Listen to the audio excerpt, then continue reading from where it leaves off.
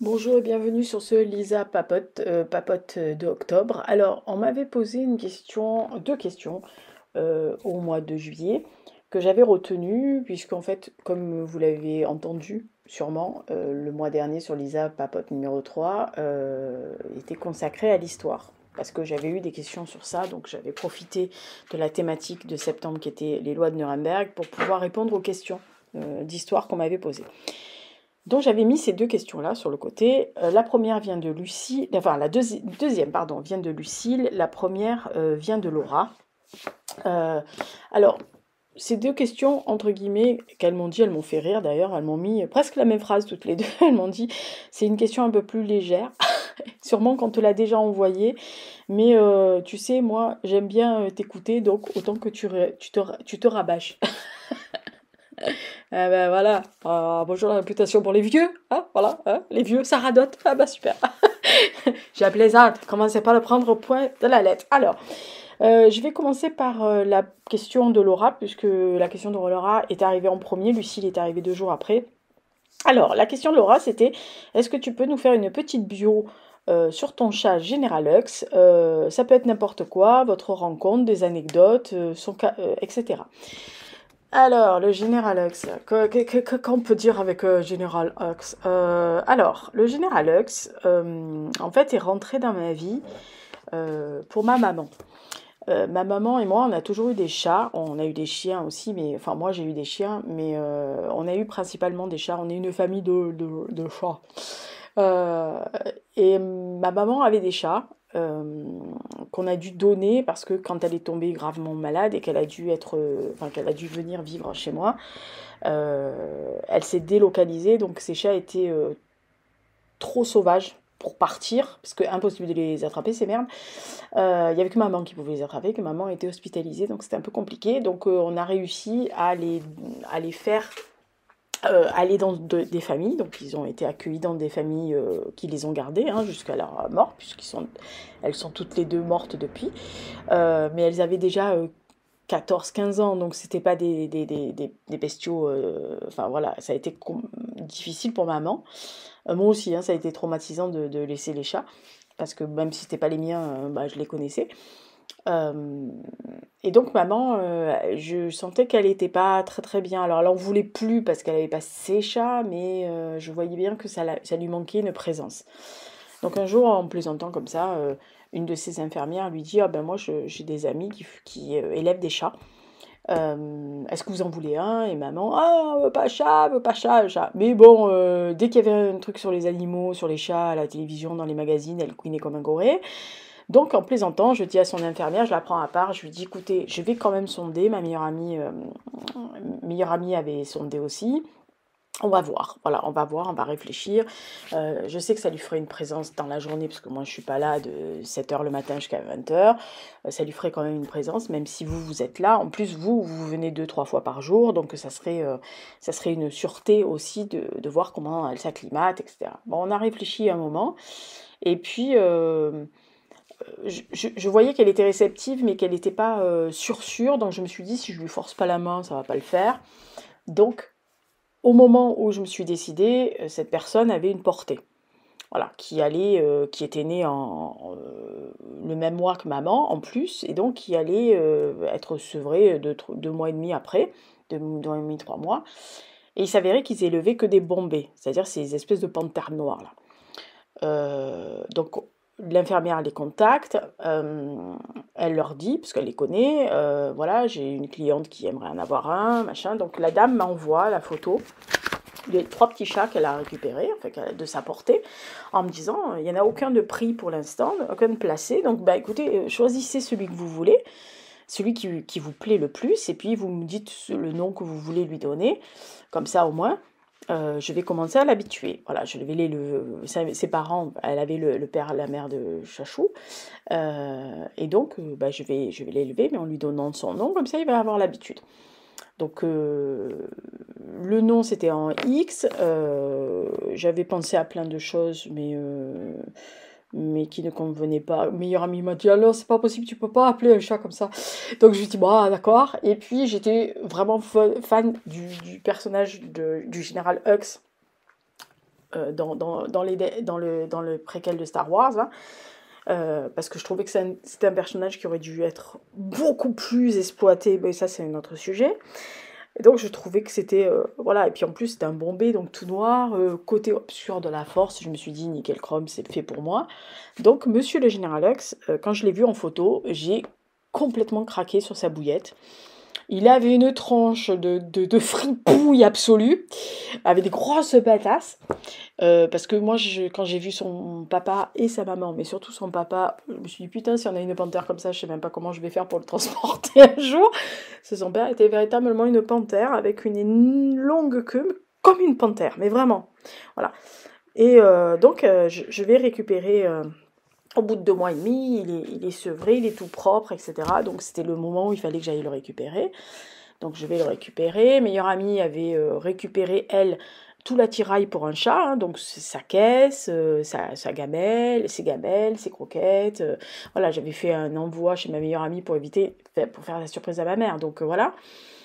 Et donc le soir, je vais le chercher. Donc la propriétaire m'a dit, je vais vous ramener, parce que moi j'étais allée en bus, et puis moi j'avais tout pris, petit sac, machin, pour le ramener. Elle m'a dit, non, quand même, je vais vous ramener en voiture. Voilà, donc j'ai chopé le petit bout très conciliant. Il n'a pas pleuré, il n'a pas couiné, il est venu dans mes bras, il est venu dans son petit sac de transport. Si bien que j'ai sorti du sac de transport et je me suis retrouvée avec le Général Hux dans le cou tout le long du voyage en voiture parce que il a trouvé que c'était quand même beaucoup plus rassurant d'être là. Donc j'arrive et donc entre-temps, meilleure amie était venue avec le carton.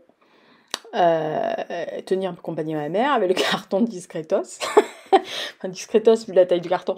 Mais bon, bref. Et à un moment donné, quand je lui ai envoyé un petit message en lui disant je suis là dans 10 minutes, voilà, elle a tout installé. Et elle a dit à maman, voilà, on t'a fait une surprise, je suis sûre que ça va te plaire, etc. Bon. Et ma mère, au début, quand elle l'a vu arriver, elle a fondu en larmes parce qu'elle adore les chats.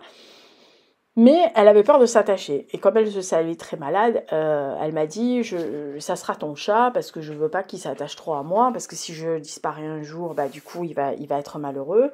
Je lui ai dit, non, non, mais c'est ton chat, enfin, c'est notre chat, mais voilà, bon, si tu veux, c'est mon chat, mais c'est quand même ton chat à la base. Et en fait, Général Hux est arrivé comme ça chez nous, un été de canicule absolue. Il faisait une chaleur à crever dans cet appart. Il faisait 32. En plus, moi, je travaillais. Donc, je suis restée 2 jours avec lui. Premier soir, alors l'anecdote du premier soir, pauvre petit bout. Le seul soir où il arrive, maison inconnue, personne inconnue, il avait plus ses frères et sœurs, il avait plus son papa et sa maman, mais il s'est très bien adapté, il n'a pas pleuré, hein.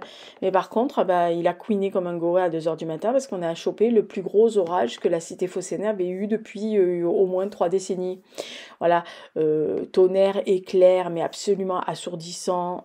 On a eu des déluges de pluie, donc ça faisait énormément de bruit partout. Donc petit bout, 2 mois et demi, il a eu peur, donc je me suis levée, je suis allée dormir avec lui, enfin je l'ai pris. Du coup on a dormi sur le carrelage, j'ai mis un drap de bain sur le carrelage, il a dormi avec moi, donc foutu quoi. Nous on avait décidé qu'il dorme d'un côté, nous de l'autre, ça a été foutu, on a été obligé de le garder tout le temps. Voilà, d'où sa propension à dormir avec moi. Parce que il a pris l'habitude. Alors il dort avec moi pas toutes les nuits, des fois il y a une nuit il a rien à carrer, mais voilà, il aime bien venir de temps en temps dormir ou sur le matin se mettre au fond du lit contre moi, bien me caler les pieds pour que le matin je puisse plus marcher. Mais voilà, donc ses premiers pas avec nous, il avait tout ce qu'il fallait, mais c'est vrai que pauvre petit bout, il est arrivé dans des conditions avec cet orage assez compliquées. Donc après, voilà, il s'est adapté, il suivait ma mère à la culotte, moi aussi. Et puis bon, comme 1 an après ma maman est décédée, en fait, le Général Hux est devenu à plein temps mon chat. Donc ça fait maintenant 7 ans que je l'ai. Enfin, il a 7 ans. Et ça fait 7 ans que je l'ai. Il est cool. Voilà, c'est un chat qui voyage très bien, parce que je peux le trimballer absolument de partout. Il s'adapte à tout. On est allé dans des hôtels, on est allé dans des gîtes, on est allé dans des bed and breakfast, il est allé chez des potes qui ne connaissaient pas, qui n'avaient pas d'animaux. Je suis arrivée avec ma caisse en carton, mon truc de litière, mes machins. Il s'adapte partout. Euh, il voyage bien parce qu'il peut tenir 10 à 12 heures sans boire, sans manger dans une caisse qui est, bon, qui est quand même grande, mais qui est quand même pas non plus la caisse la plus énorme du monde pour lui. Euh, il râle que quand il rentre à Marseille. Oh, ça lui plaît pas du tout, du tout, du tout, du tout. C'est pas parce que ça quitter, au contraire, il est content, mais alors par contre, revenir, ça le grouille. Voilà, il est très exclusif sur certains lieux. Il aime beaucoup certaines personnes et d'autres moins. Mon chat grogne. Voilà, il fait le Doberman derrière les portes et derrière les vitres. Voilà, je sais très bien où que je sois, enfin, que je sois à Marseille ou en Dordogne, je sais qui c'est qui arrive sur le trottoir ou qui c'est qui arrive sur le palier. Voilà, parce que s'il grogne, croyez-moi que la personne, elle va pas rester longtemps à la Casbah et voire elle rentre même pas du tout. Par contre, il y a des gens qui l'adorent. Voilà, et dès qu'il les voit, il leur saute dessus. C'est pas un chat très câlin, c'est pas un chat qui vient sur vos genoux. Mais c'est un chat qui vient se frotter à vous, qui vient vous parler. Il parle. C'est un chat qui, de bébé, il parlait. Je pense que ses propriétaires, les éleveurs lui parlaient beaucoup à leur chat. Et donc, de bébé, j'ai vu qu'il parlait. Il répondait notamment à ma mère. Quand elle lui disait tu as faim, il lui parle, il lui explique quelque chose. On ne sait pas quoi, on n'arrive pas à tout comprendre, mais voilà. Donc c'est un chat qui parle, qui vous accueille, etc. Par contre, s'il vous aime pas, il vous aime pas, hein. Alors là, et puis il s'avancera pas vers vous s'il vous aime pas, hein. C'est voilà, moi il a des têtes, il y a des gens. Il les connaît, quelquefois il les voit qu'une fois ou deux fois par an parce que ben, on n'habite pas dans le même endroit, mais quand il les voit, il les connaît bien. Voilà, donc le Général Lux, c'est une espèce de grosse, oui, parce que c'est un peu gros, c'est une grosse boule noire. Il n'est pas gros pour sa corpulence, pour sa taille, parce que le veto me dit non, non, il est très bien proportionné, il est parfait pour sa taille. Simplement, il est grand, voilà, c'est un gros chat, enfin un gros chat, il n'est pas gros, mais il est grand. Et croyez-moi que quand vous le portez, il fait quand même plus de 8 kilos à bout de bras dans une caisse. Je peux vous assurer que c'est pas rigolo des masses tous les jours. Mais c'est marrant parce qu'il attire. En plus, il est tout noir. Enfin, il est pas tout noir. Il est noir, mais avec un cœur blanc sur le poitrail. Et il a l'intérieur des pattes, en fait, un petit peu blanc. Voilà. Et en vieillissant, il commence à prendre des poils blancs d'ici là. Donc il vieillit aussi, ça se voit, il blanchit, mais ça, il attire. Parce que déjà dans les trains, il miaule pas, il gueule pas, il fait rien du tout, il est sage. Donc les gens, oh là là, mais qu'est-ce qu'il est sage, oh mais qu'est-ce qu'il est beau et tout. Alors là, ils s'en croient plus. Mais voilà, il est cool. Petite biographie du Hux, bah, je pense que c'est bon. Voilà, coolos quoi. C'est un chat, c'est vraiment un chat coolos. Des fois il est chiant, mais comme tous les animaux, des fois c'est pot de colle, des fois il est emmerdant. Bon, il a des problèmes de digestion depuis qu'il est bébé, donc en gros, c'est son seul défaut, c'est ça. Mais sinon, enfin, problème de digestion, c'est que monsieur est un transit très lent. Donc voilà, donc il faut l'aider avec la paraffine de temps en temps pour que ça glisse. Et comme tous les chats, comme il se lave, il a des boules de poils. Donc il faut faire attention, mais sinon, voilà, c'est un chat cool, voilà, vraiment. Et il est indépendant sans l'être vraiment. Il est indépendant la plupart du temps, mais il y a des moments où il est plus collant avec moi. Il va me coller à la culotte toute la journée.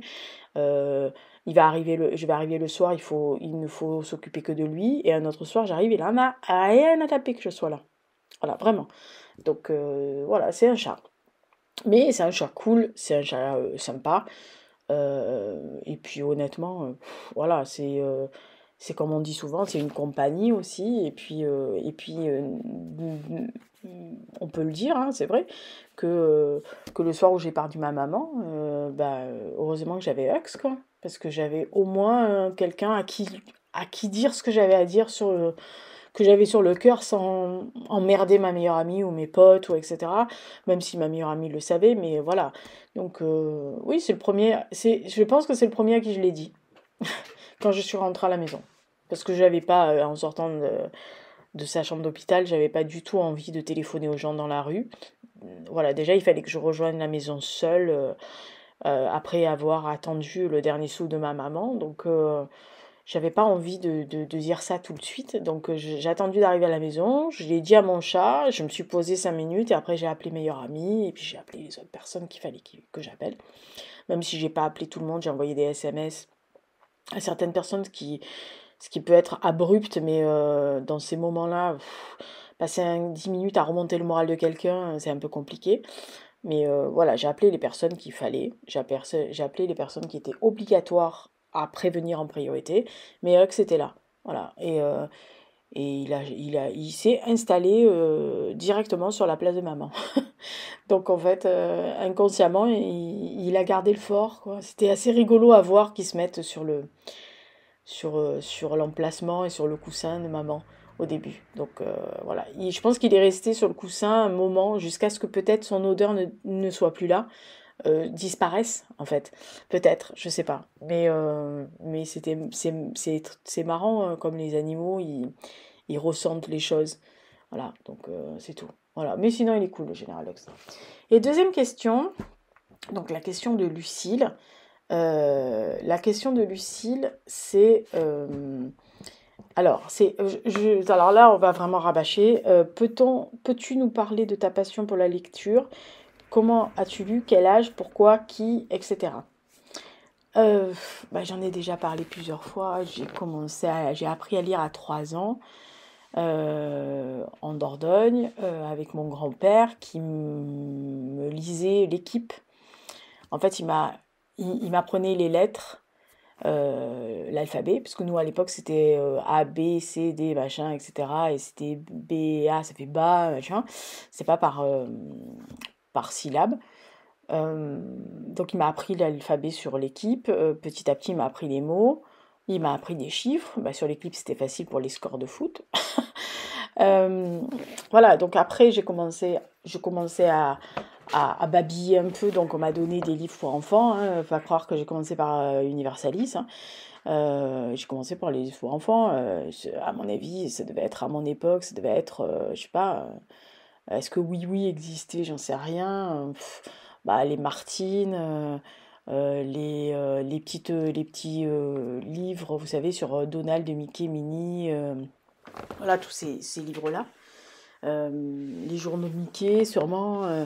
J'ai pas mal de journaux de Mickey dans une caisse, enfin dans ma caisse, dans ma malle à moi. Donc je pense que c'est comme ça que j'ai commencé. Et puis des petits livres pour enfants, vous savez, les trucs Winnie l'ourson, machin, les contes, des contes illustrés. Euh, voilà, il y avait des contes de Perrault illustrés, il y avait Peter Pan, il y avait Alice au pays des merveilles, mais c'était pas c'était les résumés. Il y avait des grandes images, plein d'images, et puis il y avait deux, trois phrases, voilà. Et puis après j'ai commencé à lire bien. Donc on a commencé à me donner des livres, des livres pour plus petites filles. Donc oui, La Comtesse de Ségur, La Bibliothèque verte, Rose, enfin Rose je crois en premier. Et je vous dis tous les petits trucs comme les histoires les contes quoi. Et ça, d'entrée de jeu. Et puis mes grands-parents avaient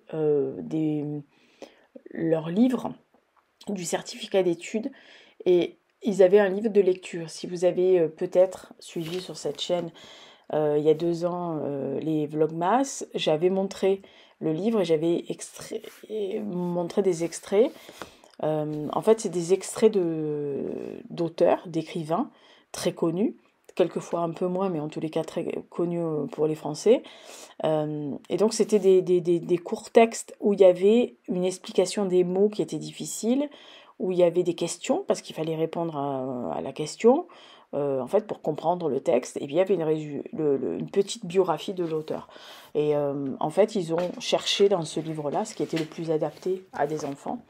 Donc, il y avait des textes qui étaient beaucoup plus faciles.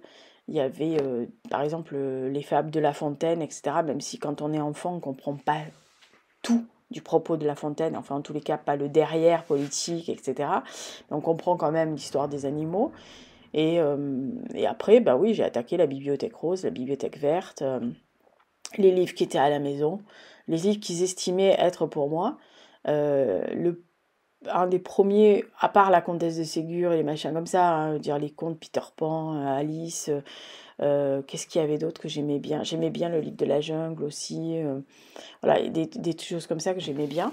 Mais le premier vraiment roman, je pense que c'est l'un des premiers vraiment que j'ai lu toute seule, mais vraiment toute seule. Donc je savais bien lire à 6 ans. Quand je suis rentrée au CP, je savais déjà lire.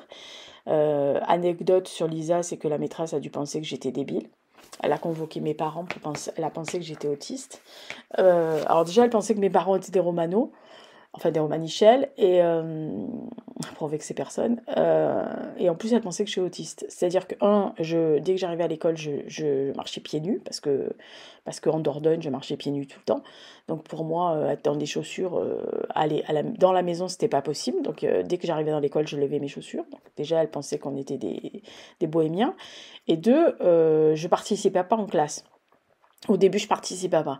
Je m'étais mis au fond de la classe, je participais pas, je regardais, je faisais le chien à l'arrière des voitures, mais c'est tout. Donc au bout d'une semaine, 2 semaines, elle a convoqué mes parents, déjà pensant qu'ils arrivaient en bohémien, et deux, en me demandant, il faut faire passer un test à la petite, elle est un peu conco, quoi. Elle est peut-être un peu autiste. Enfin, conco, c'est pas une péjoratif, j'ai des amis qui ont des enfants autistes, donc je sais ce que c'est, mais je veux dire, elle est peut-être un peu retardée, elle a peut-être un problème d'allumage.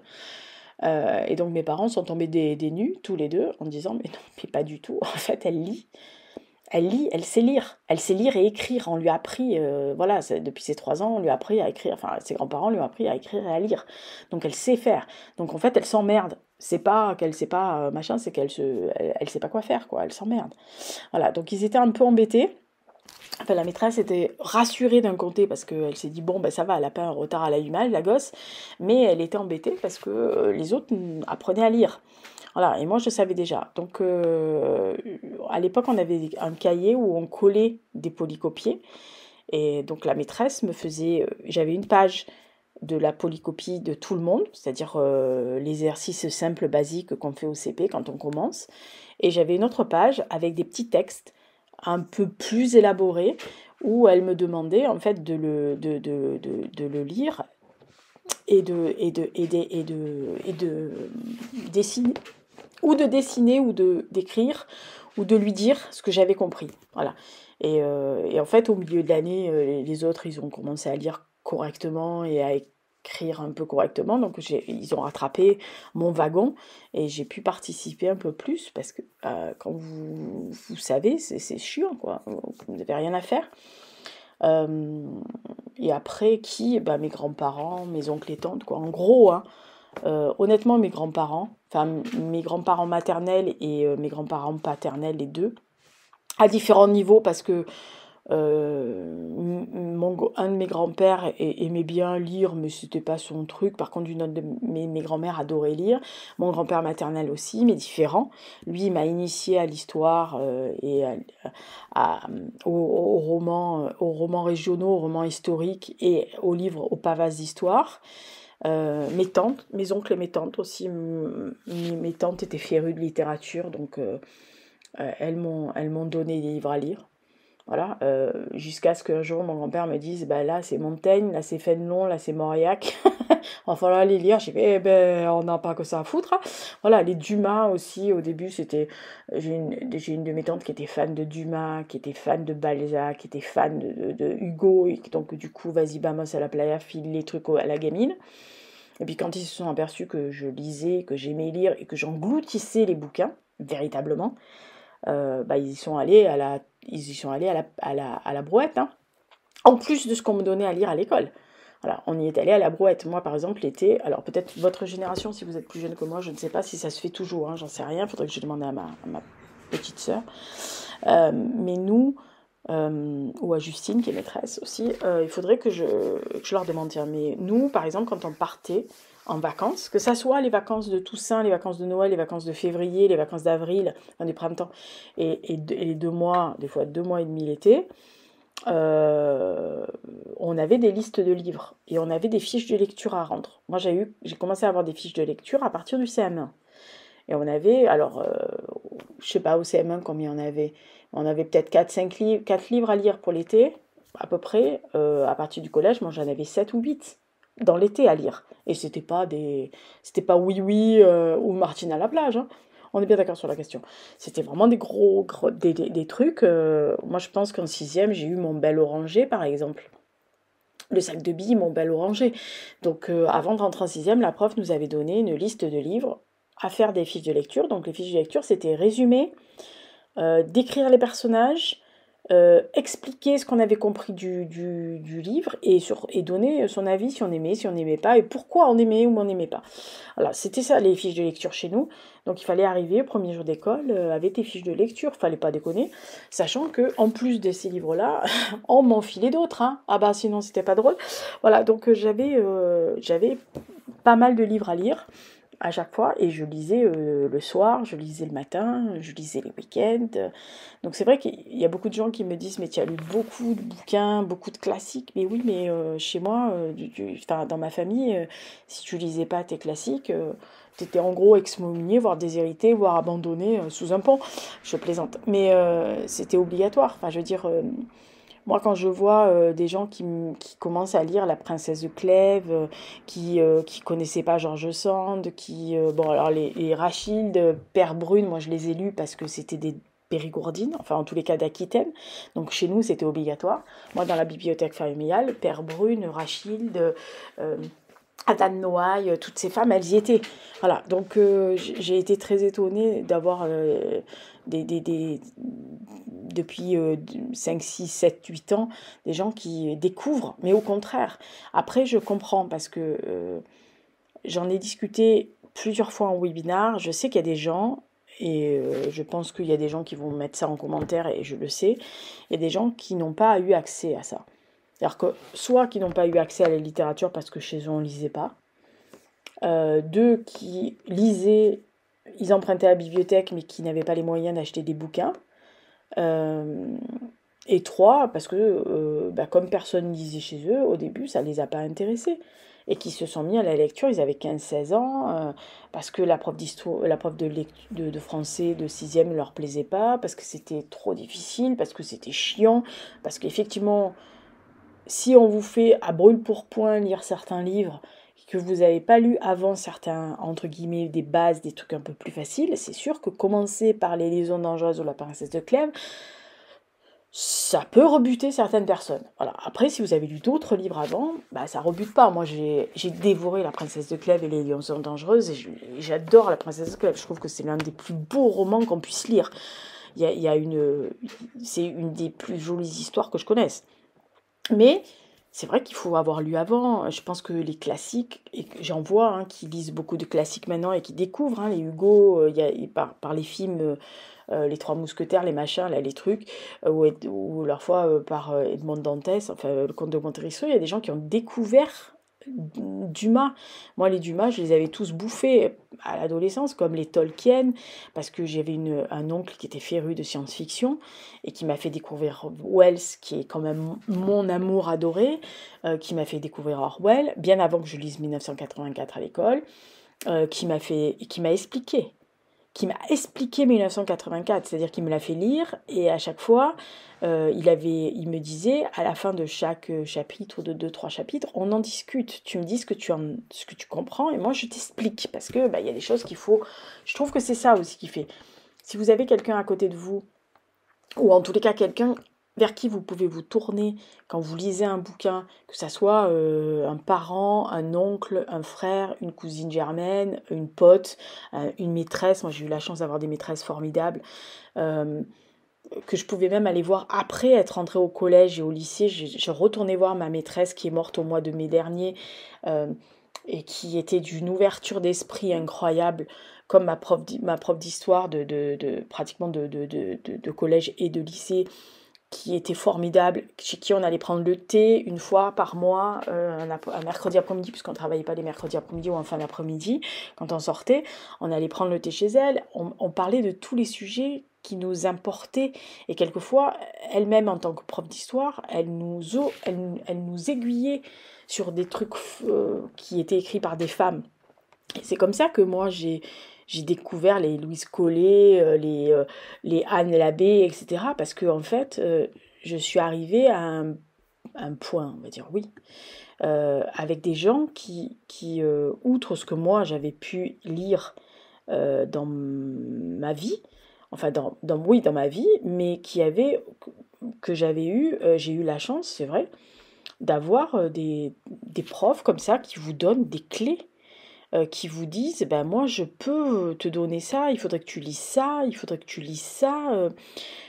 Pareil pour les pièces de théâtre que j'avais fait en 2024. Bon, ben, c'était que des choses que j'ai lues quand j'étais plus jeune et que j'avais vraiment envie de faire. Voilà, et qui étaient formidables. Des gens comme Francis Jam, Olia Plath, etc. Enfin, des gens comme ça. Je sais que j'ai fait Clémence Robert, qui était une feuilletoniste à succès, qui était dans la bibliothèque familiale. Ça, c'est des choses qu'on m'a fait lire parce qu'on m'a dit il faut que tu lises ça.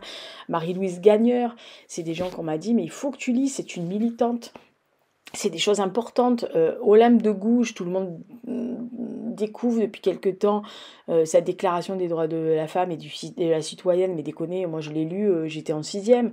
La prof d'histoire de l'époque nous l'avait fait lire en nous disant, on va parler de la Révolution française, mais il ne faut pas oublier qu'il y avait une femme et qui a écrit ça et qui nous a fait lire et qui nous a fait lire sa lettre à la reine. Et donc, si vous avez la chance d'avoir des profs, ou des maîtresses, ou une tante, ou une vieille cousine, ou une vieille voisine. Moi, j'avais ma voisine que je considérais comme une de mes grand-mères, qui vraiment, Claude m'a initiée à l'opéra. Alors déjà, j'avais des gens qui adoraient l'opéra et la musique classique dans ma famille, mais elle était abonnée à l'opéra depuis ses 15 ans. Elle avait tous les livrets des opéras, des opérettes. Elle s'y connaissait parfaitement en musique classique. Elle jouait du piano merveilleusement bien. Et donc, elle m'a littéralement appris des trucs. Elle m'a appris à comment écouter un opéra, même si je comprends pas ce qui se dit parce que c'est en italien ou parce que c'est en je ne sais pas quoi, à capter les choses. Et ça, c'est important quand on apprend à un enfant à lire et qu'on lui donne des choses à lire. Il faut à un moment donné lui ouvrir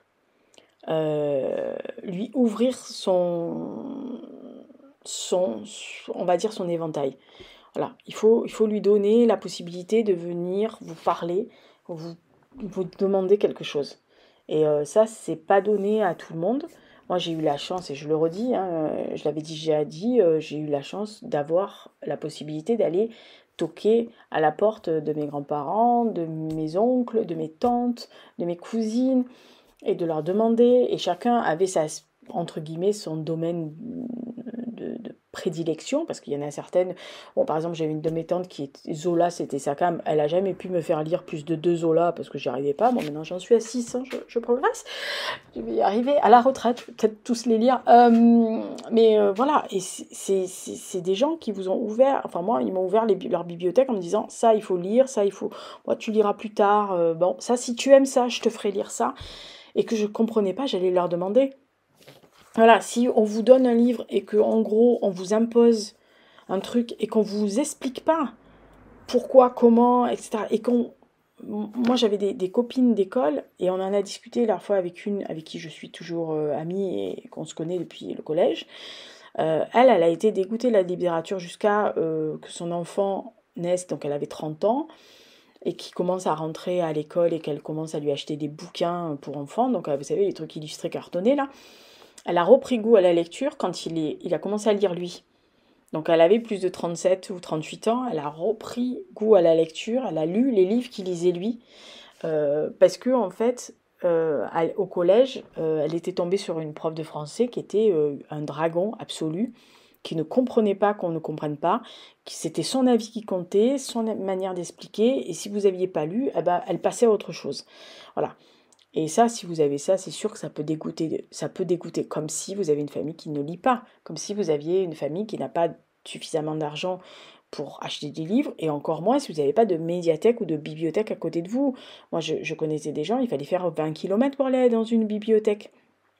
Voilà, et donc pas tout le monde peut aller faire 20 kilomètres dans une bibliothèque, avoir le temps d'aller faire 20 kilomètres aller, 20 kilomètres retour, 140, et d'aller prendre des livres, et de se dire, toutes les semaines, on va y retourner pour que la petite, elle prenne des trucs. Voilà, c'est pareil, il y a des gens qui me disent, ah, mais moi je lis beaucoup de BD, mais c'est bien de lire. Moi, vous lisez déjà les recettes de cuisine, moi ça me va. Voilà, je dis toujours l'important c'est de lire. Même si vous lisez des magazines et vous ne lisez que des magazines, vous lisez. Voilà, c'est pas obligatoire de lire Socrate ou Platon dans le texte pour être quelqu'un qui aime lire. Moi, ça me pose aucun problème. C'est pour ça que les gens qui me disent ah mais moi je ne lis que des romans à l'eau de rose, machin. Mais vas-y, enfin, tant que tu lis, si ça te plaît à toi, moi ça me va. C'est juste que moi, c'est pas ma came.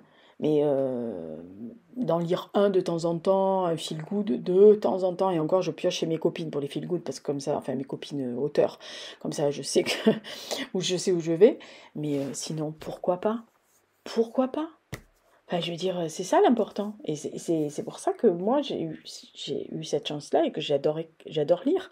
Mais je ne me force pas à lire. Voilà. Je ne vais pas m'imposer de titre, je ne vais pas m'imposer de nombre.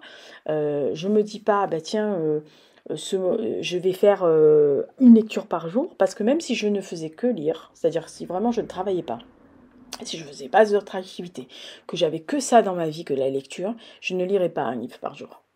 Voilà. Parce que j'aime le temps de pause entre deux livres. Alors, ça ne met pas 15 jours, hein, on va se calmer. Mais généralement, j'aime bien attendre une journée, voire des fois 2 jours, voilà, ou quelques heures, ça dépend. Quelquefois, ça me prend 2 heures après, j'ai envie d'en maquiller un autre, mais quelquefois, je reste une journée ou une journée et demie, parce que mon esprit vagabonde sur ce que je viens de lire, que j'ai aimé ou pas, hein, que j'ai aimé ou pas le roman, ça n'influence pas. C'est-à-dire que j'aime bien rester dans l'univers, réfléchir, me dire, ah tiens, voilà, ah bah oui, non, mais oui, oh, c'est un peu cucul la praline ce truc, ou oh là là, mais j'ai rien compris à ce machin, machin. Et quelquefois, en laissant votre esprit vagabonder, bah, ça nourrit l'intérieur du cerveau. Donc voilà, c'est ce que j'aime faire. Voilà, donc lire un livre par jour, si ça vous convient à vous, bah, c'est tant mieux. Si vous voulez bouffer du livre tout le temps, tout le temps, tout le temps aussi, si vous ne lisez toujours que les mêmes genres, bah, tant mieux pour vous. Moi non. Voilà, moi je suis comme ça pour le cinéma, je suis comme ça pour les séries, je suis comme ça pour tout en fait. Je suis curieuse de nature. Donc je ne me contente pas une seule ligne. Vous voyez, une seule case. J'aime pas qu'on me mette déjà dans une case, donc j'aime pas rentrer les autres dans une case. Donc je lis, j'écris, je vois, j'écoute. Pareil pour la musique, hein, je suis capable d'écouter Eminem comme Duran Duran en passant par Blur, en écoutant du Litz et en pleurant sur du Porcel comme une dinde. Euh, voilà, ça ne me gêne absolument pas. J'aime l'éclectisme, j'aime qu'on me surprenne, j'aime que ça soit différent. Et c'est pareil pour la littérature. Après, est-ce que c'est ma passion? Oui.